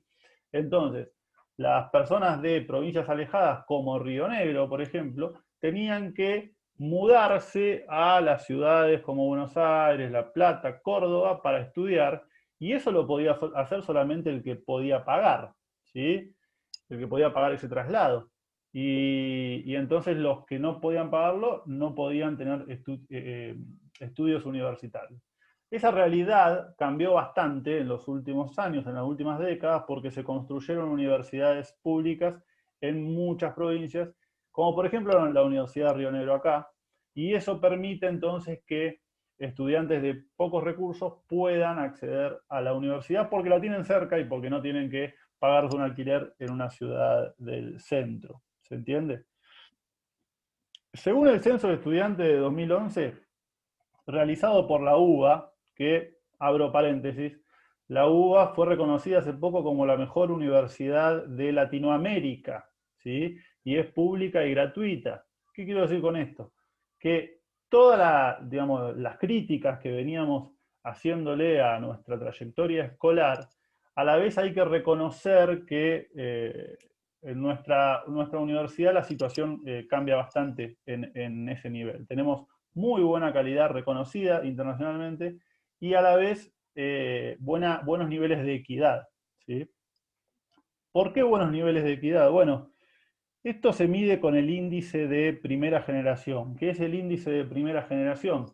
Es el índice que mide qué cantidad de estudiantes son la primera generación de su familia en ir a una universidad. Y el último censo del 2011 que se realizó dice que el 73,7, es decir, casi 74% de los estudiantes universitarios de nuestro país son primera generación. ¿Qué quiere decir? Que la gran mayoría de esos chicos no tienen o tienen padres que no tienen título universitario o que directamente nunca pisaron una universidad. Esto habla entonces de que las condiciones estructurales para acceder a la universidad mejoraron en las últimas décadas, ¿sí? Y a la vez el nivel se mantuvo, es decir, sigue siendo un buen nivel. Se amplió la equidad, la inclusión al sistema y a la vez el nivel se mantuvo, no es que fue cayendo. En algunas universidades particulares, por ejemplo, como la Universidad Nacional de La Matanza, este número llega al 94%. Es decir, el 94% de los estudiantes que asisten a esa universidad son la primera generación de su familia en llegar a la universidad. Bueno, pero ¿qué es lo que pasa? Si no hay equidad al comienzo de la trayectoria educativa, no habrá equidad al final. ¿Qué quiere decir esto? Que una vez que se llega a la universidad, que como dijimos recién, por suerte la gran mayoría de los jóvenes de nuestro país logra llegar a la universidad, es decir, logra empezar una carrera universitaria. Pero ¿qué es lo que pasa? por las trayectorias desiguales que vimos antes, no están esos jóvenes en las mismas condiciones para enfrentarse a los desafíos universitarios. ¿Sí? Una vez que se llega a la universidad, las dificultades, las diferencias producidas por la segmentación escolar ya están lo suficientemente consolidadas como para que puedan revertirse significativamente.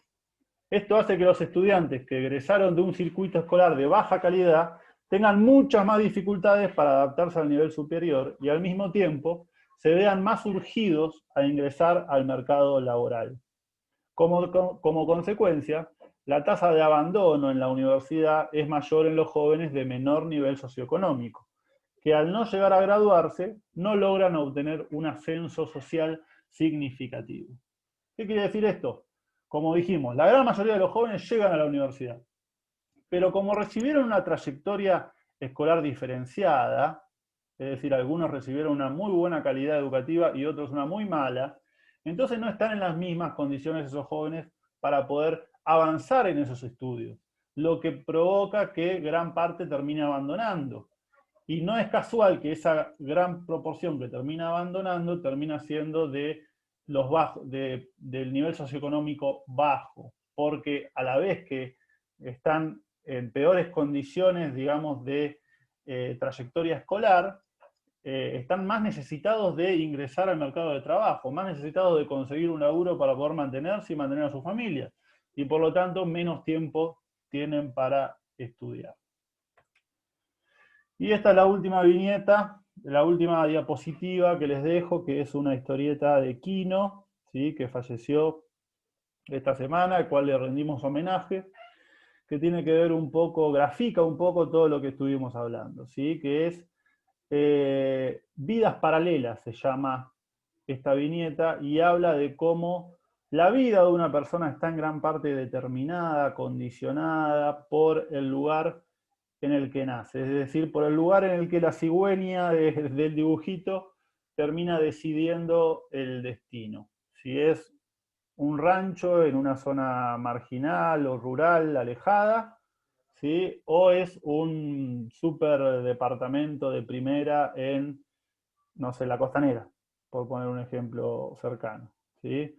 Bueno, cómo se producen dos circuitos paralelos de vida, dos circuitos de escolarización diferente, dos circuitos de trayectoria laboral diferente, ¿sí?, dos circuitos de ocio diferentes, es decir, cuando llueve uno puede irse al cine y el otro tiene que tratar de salvar las pertenencias de la inundación, ¿sí?, y cómo se termina también generando una conflictividad entre estas dos vidas paralelas, cómo el que ha recibido una trayectoria favorable en su vida termina generando rencor hacia esas personas que no la tuvieron y la termina incluso culpando de todos los males del país.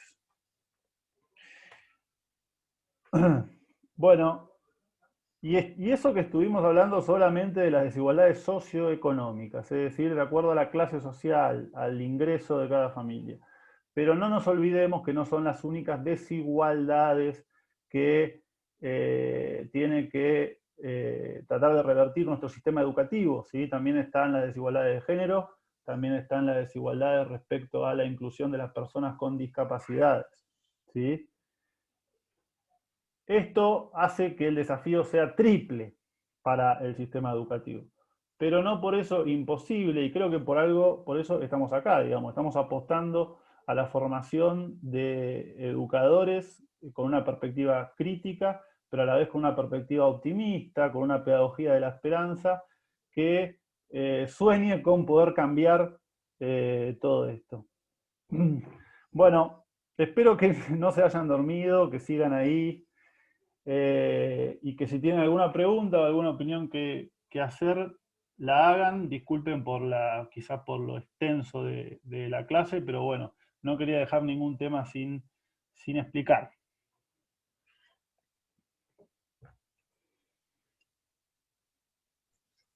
No, profe, yo por lo menos no me dormí. No, estuvo interesante. Yo supongo también que o sea, es parte de nosotros como futuros formadores que empecemos el cambio, porque así se empieza. para que no siga reproduciéndose y haciéndose más grande la distancia y las desigualdades.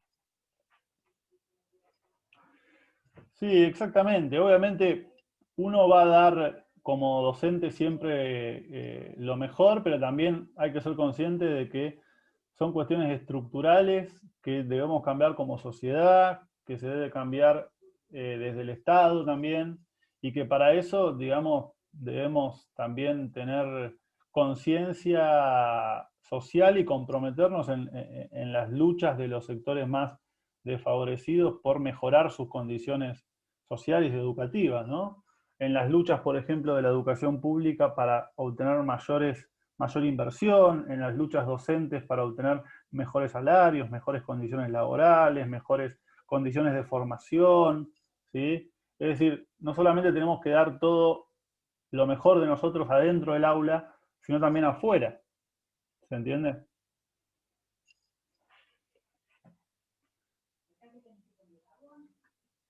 Sí, Y profe, claro, en sí. la calle. Claro. Involucrándonos en todas esas causas que consideramos injustas y que van a terminar repercutiendo en nuestra labor docente.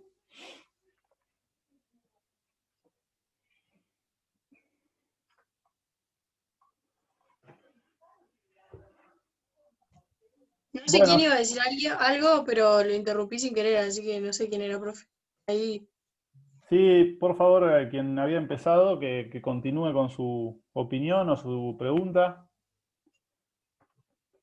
No, era como decía usted, o sea, nosotros tenemos que luchar por nuestro derecho, tanto como de trabajo a la educación y poder incluir a todos, ser el día de mañana un docente con mente abierta y poder tener una crítica reflexiva hacia la educación y poder integrar a todos, que todos seamos iguales eh, y tener la misma igualdad, tanto como el docente y el alumno adquirir esos contenidos hacia la educación. Perfecto. Sí, así es. ¿Alguna otra opinión o consulta?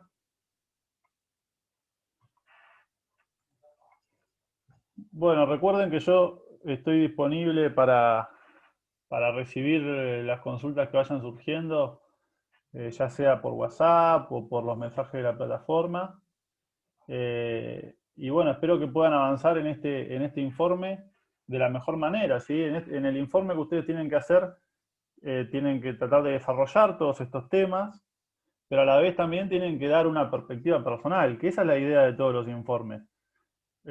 No solo que ustedes me digan o me demuestren que entendieron los conceptos que vimos, sino que ustedes puedan apropiárselos para poder analizar su propia trayectoria escolar, en este caso, sus propias expectativas docentes y demás.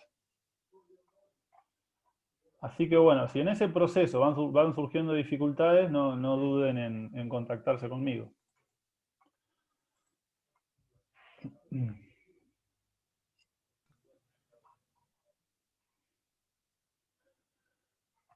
Bueno, chicos, chicas, ¿Puedo preguntar algo que no tiene nada que ver? por supuesto. El trabajo, el 3, Sí. el de mi grupo no lo corrigió. Todavía no terminó de corregir todo, ¿no? Claro, al principio me hicieron la misma consulta y les decía que corregí más o menos la mitad o un poco más de la mitad. Es decir, los que se entregaron el último día o los últimos días antes de que vence el plazo todavía no los corregí. Recuerden que así como ustedes tienen 2 semanas para hacer los trabajos, yo tengo 2 semanas para corregirlos, ¿sí? Por Ah, lo sí, sí. tanto, Sí. todavía me queda una semana para poder corregir esos que me faltan, así que estén atentos que en cualquier momento van a ir recibiendo la devolución. Bueno, genial, gracias, profe. Por nada, Ana. Bueno, chicos, chicas, espero que anden bien, que tengan una linda semana ahora que empiezan los días lindos de primavera. Cualquier consulta, acá estoy. Hasta luego. Dale, profe, muchas gracias. Nos vemos.